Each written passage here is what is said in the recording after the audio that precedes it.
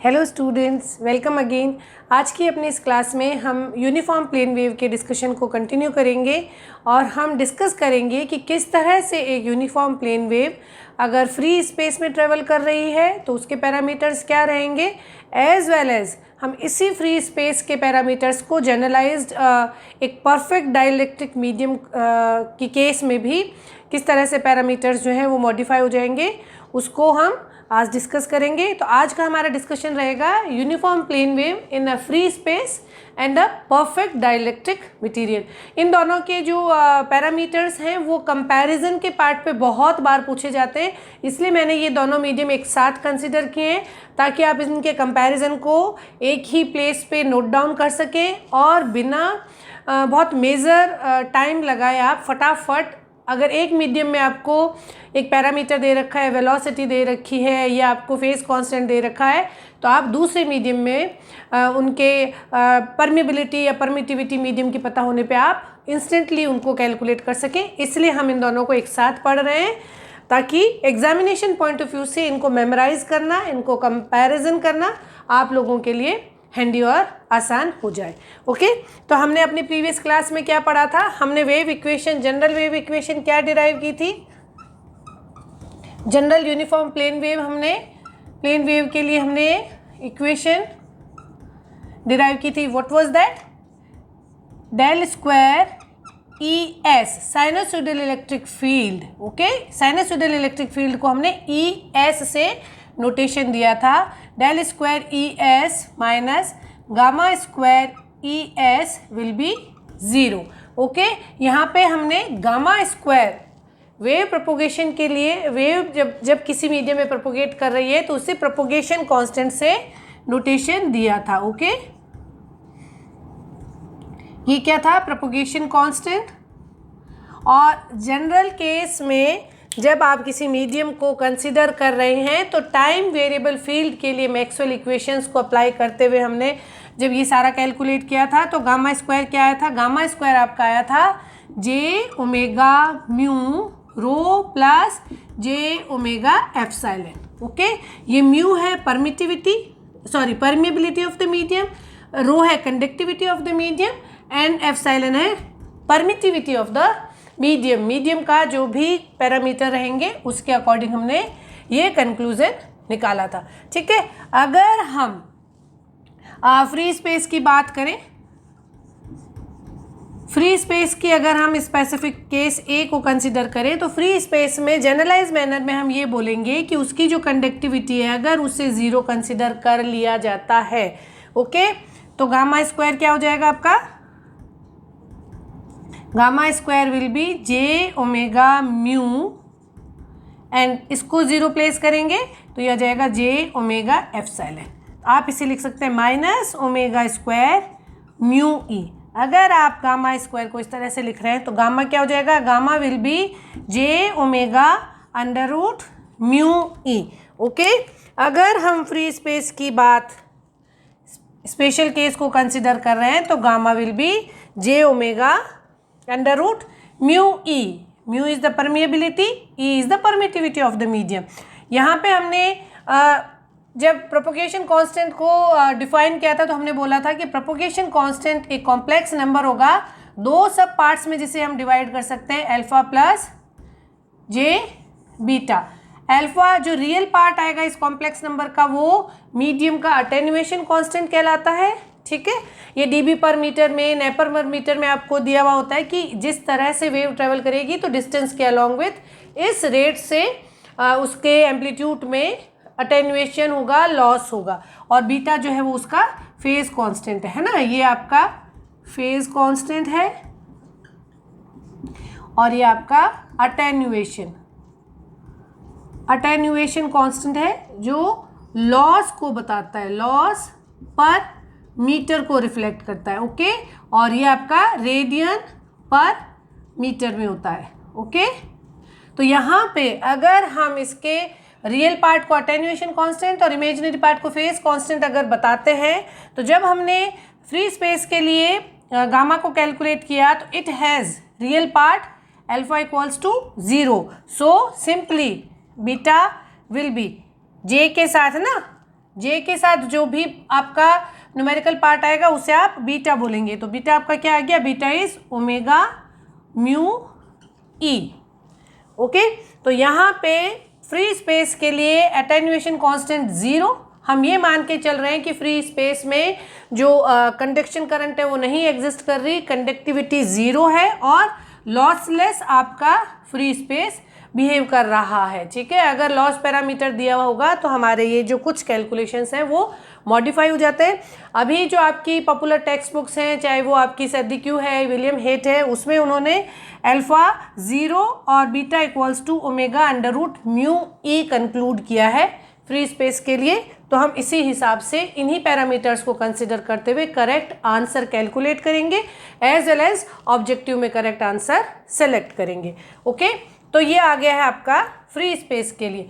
अब free space के लिए सिंपल हमने ये अल्फा और बीटा, हमारा जो स्टेप रहेगा उसमें हम इस जनरल इक्वेशन से, ठीक है, मीडियम के लिए क्या क्या करेंगे, अल्फा और बीटा कैलकुलेट करेंगे, अटेन्यूएशन और phase constant.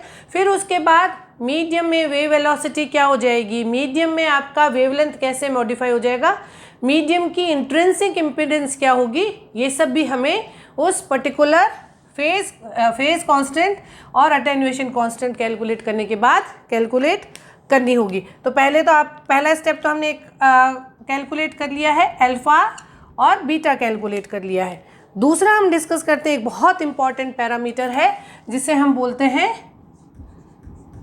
Intrinsic impedance,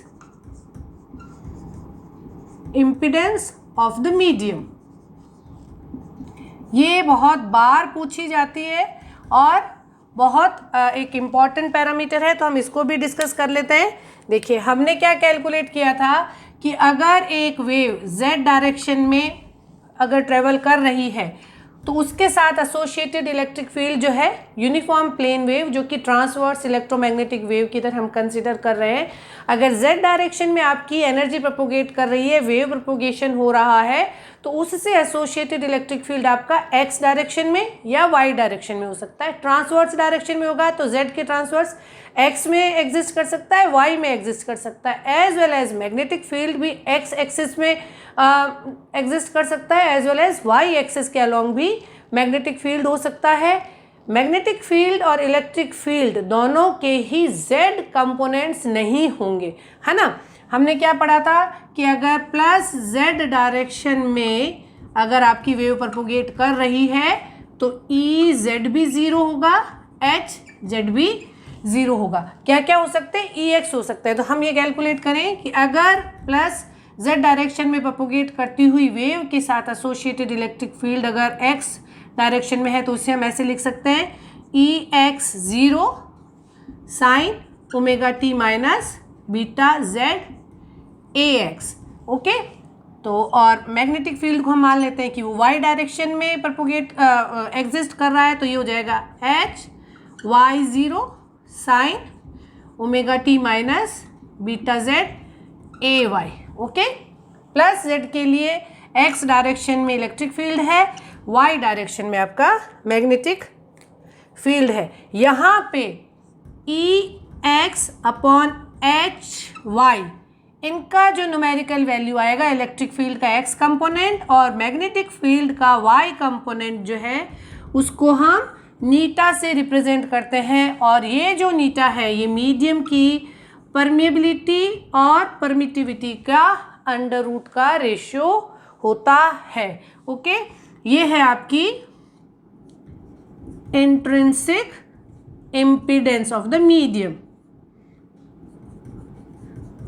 impedance of the medium. Okay, as well as अगर z डायरेक्शन में आपकी वेव प्रोपोगेट कर रही है तो ई वाई भी हो सकता है, तो E Y upon H X will be minus of नीटा।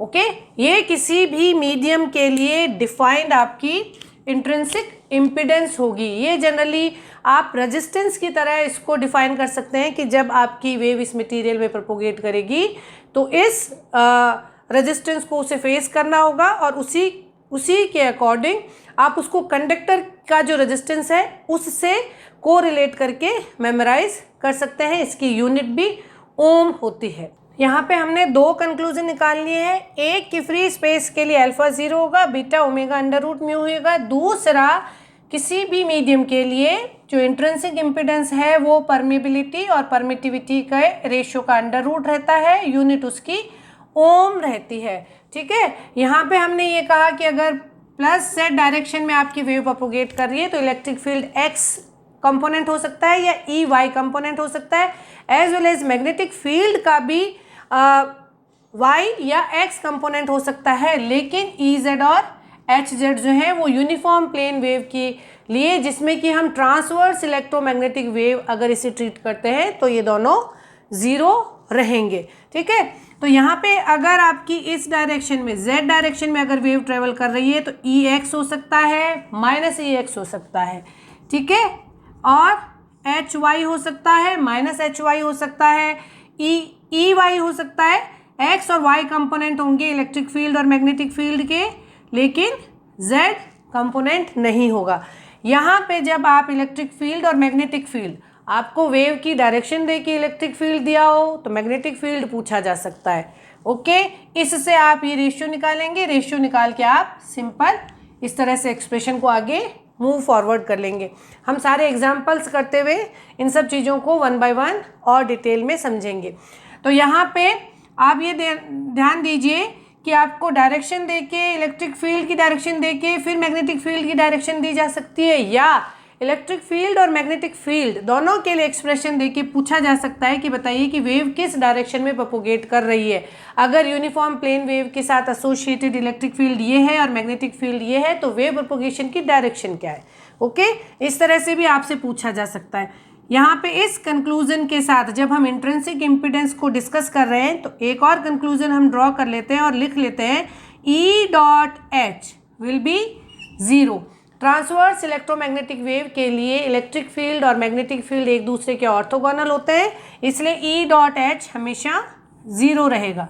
दूसरा एक और बहुत इंपॉर्टेंट कंक्लूजन है, what does it say, E dot H will be zero. Dot product दोनों के ज़ीरो रहेंगे, लेकिन E cross H gives you the direction of wave propagation, direction of wave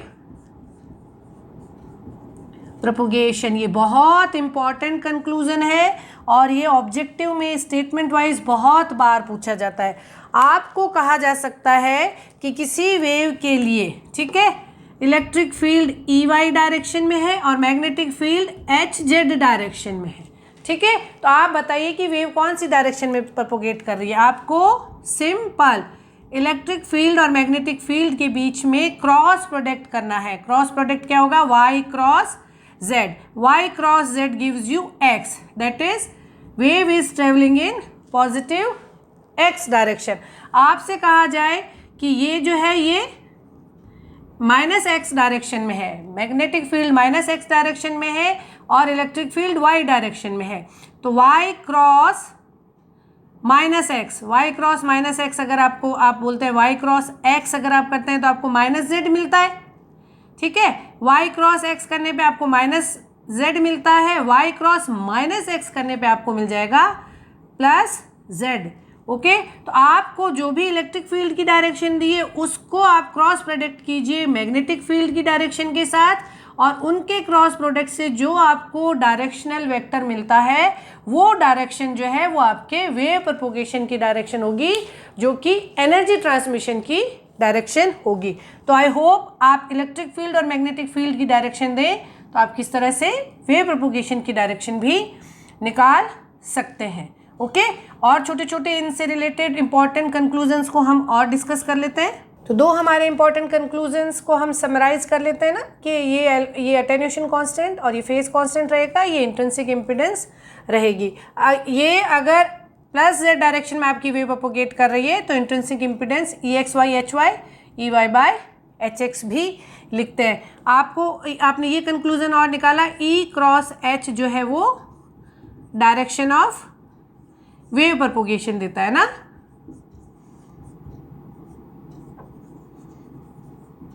यहाँ पे आप देखेंगे कि अगर हम ई क्रॉस एच परफॉर्म करें तो ई क्रॉस एच के लिए आप लिखेंगे, आप इस तरह से लिखेंगे ना, E X E Y E Z, H X H Y H Z. अगर आप पॉजिटिव जेड डायरेक्शन की वेव को कंसिडर कर रहे थे तो ई जेड और एच जेड आपका ज़ीरो हो जाएगा। दोनों कंपोनेंट को अगर आप ज़ीरो से रिप्लेस कर देते हैं तो आप यहाँ पे लिख सकते हैं, ये अगर आप परफॉर्म करेंगे तो ये आपका आएगा ए जेड, इसी के साथ रहेगा आपका आएगा E X H Y minus E X H Y minus E Y H X. Okay, इसको अगर आप ई एक्स को लिखें तो ई एक्स को आप लिखेंगे नीटा एच वाई, ई एक्स को आप लिख सकते हैं नीटा एच वाई, या एच वाई को आप लिख सकते हैं ई एक्स बाय नीटा। तो आप इसे लिख सकते हैं E X square by eta, capital E लिखते हैं ताकि आप एप्सिलॉन से ना वो हो, और ई वाई जो है उस एच एक्स को लिख सकते हैं minus E Y by eta. तो आप इसे लिख सकते हैं E Y square by eta, minus and minus. Okay, आप इसे लिख सकते हैं E X square plus E Y square by eta A Z. ये E X square plus E Y square क्या है? इलेक्ट्रिक फील्ड का मैग्नीट्यूड। अगर आप इलेक्ट्रिक फील्ड की टर्म्स में टोटल एनर्जी को या वेव पावर को कैलकुलेट करना चाह रहे हैं तो आपका ये क्या आ गया? E square by eta A Z. ये आपकी जो है वो वेव ट्रांसमिशन की डायरेक्शन एज वेल एज आप ये बोल देंगे कि ई क्रॉस एच इतनी पावर इस वेव के साथ ट्रांसमिट हो रही है, और ये जो ए जेड है वो आपको डायरेक्शन ऑफ वेव प्रोपगेशन बताएगा। अगर आप इसे एच के फॉर्म में लिखते हैं तो ये होता है नीटा एच स्क्वायर ए जेड। ओके, इलेक्ट्रिक फील्ड का अगर आपको एक्सप्रेशन दिया हुआ हो तो आप उससे भी आप ई क्रॉस एच करके या ई क्रॉस बाई नीटा के फॉर्म में आप जो पावर ट्रांसमिशन है उसे कैलकुलेट कर सकते हैं। एच करने पे जो ई स्क्वायर बाई नीटा है या एच स्क्वायर नीटा जो है ये आपको what per metre square. Okay, इससे हम आगे और डिटेल में पढ़ लेंगे, पॉइंटिंग वेक्टर की फॉर्म में बताते हैं। ये आपको वॉट पर मीटर स्क्वायर की यूनिट के साथ how does the power is being transmitted along with this electric field and magnetic field is explain when you are performing E cross H. तो आपको अगर इलेक्ट्रिक फील्ड और magnetic field का expression दिया है तो आप सिंपली डायरेक्शन का क्रॉस प्रोडक्ट करके और इंस्टेंटली वेव प्रोपगेशन की डायरेक्शन निकाल सकते हैं, एज वेल एज आप वॉट पर मीटर स्क्वायर की फॉर्म में पॉइंटिंग वेक्टर बोलते हैं, और हम इसे वन बाय वन डिस्कस करेंगे। तो ये दो कंक्लूजन हुए आपके यहाँ पे। अब हम इनको सीखने के बाद स्पेशल केस लें, हम फ्री स्पेस के लिए बात करते हैं। फ्री स्पेस के लिए अगर हम बात करें, फ्री स्पेस में आपका क्या हो जाएगा? देखिए आपने बीटा क्या कैलकुलेट किया, beta equals to omega under root mu E. Free space के लिए mu equals to mu zero. Okay, और epsilon is epsilon zero. Mu zero को आप लिख सकते हैं 4 pi into 10⁻⁻⁻⁷ as well as 1/4 pi epsilon not equals to 9 into 10⁻⁹। तो आप 1/एप्सिलॉन नॉट को लिख सकते हैं 36 पाई इंटू 10⁻⁹ 1/एप्सिलॉन नॉट को आप लिख सकते हैं 36 पाई। ये आपने इस तरह से लिख लिया। ठीक, इसके बाद आप यहाँ पे देखिए कि अगर बीटा आपको ये मिला तो वेव वेलोसिटी हम अपने इनिशियल वेव प्रोपगेशन के वीडियोस में ये सब डिस्कशन कर चुके हैं। वेव वेलोसिटी को हमने कैसे डिफाइन किया था? हमने डिफाइन किया था wave velocity will be omega by beta. Okay, omega आपकी एंगुलर फ्रीक्वेंसी है। तो अगर आप इसको कैलकुलेट करते हैं ओमेगा अपॉन बीटा को रखिए आप omega under root mu zero epsilon zero, that will give you 1/म्यू ज़ीरो एप्सिलॉन ज़ीरो। तो फ्री स्पेस के लिए जब आप म्यू ज़ीरो और एप्सिलॉन ज़ीरो की वैल्यू रखेंगे तो V will be C equals to, जो आप फ्री स्पेस में इलेक्ट्रोमैग्नेटिक वेव की वेलोसिटी जब कैलकुलेट करते हैं तो that comes 3 into 10⁸ metre per second. Okay, एक आप इसको नोट डाउन कर लेंगे।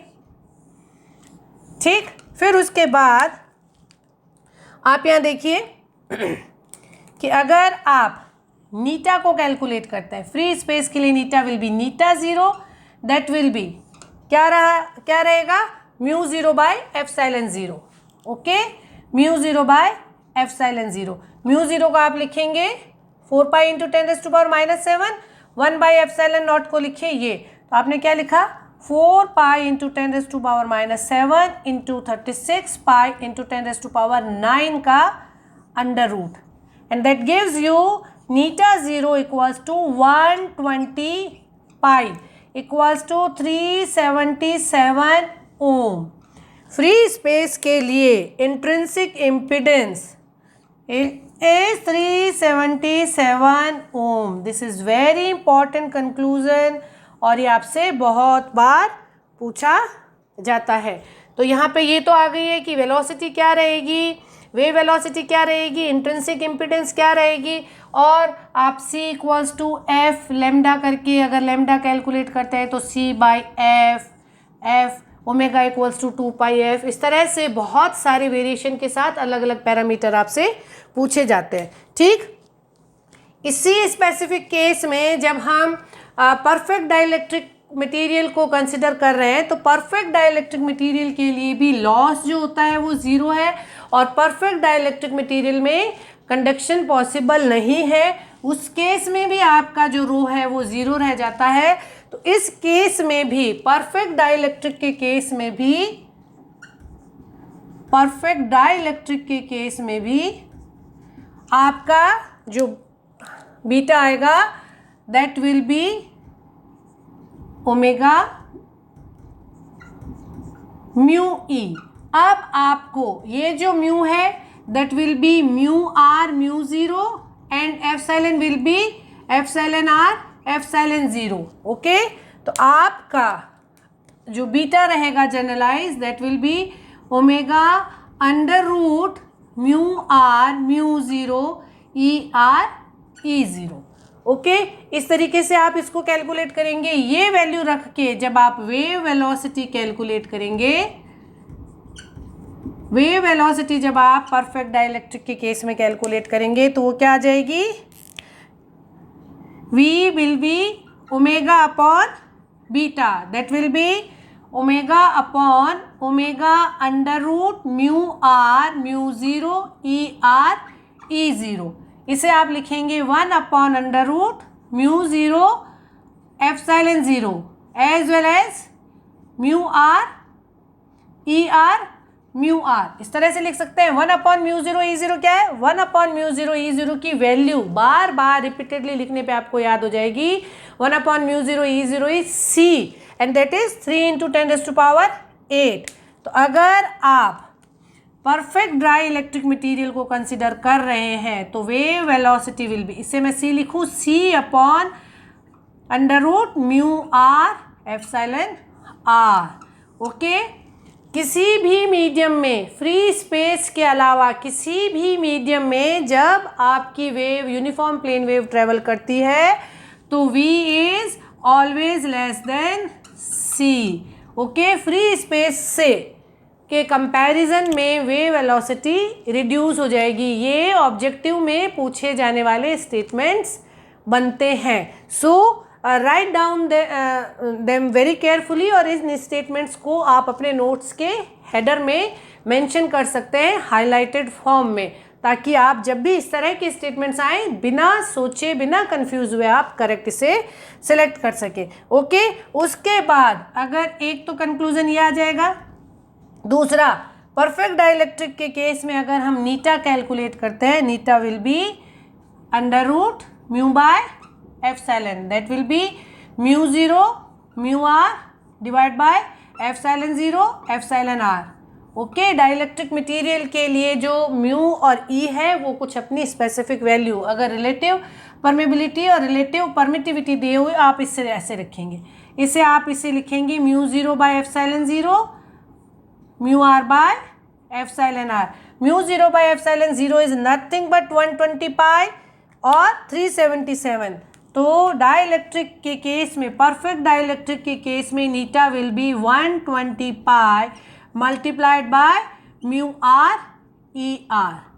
ओके, तो यहाँ पे क्या म्यू आर और ई आर का रेशियो है, वैल्यू है, उसके हिसाब से इंट्रिंसिक इम्पिडेंस स्पेस के कंपैरिजन में ज़्यादा भी हो सकती है, कम भी हो सकती है, लेकिन वेलोसिटी जो है वो हमेशा फ्री स्पेस के कंपैरिजन में कम रहेगी।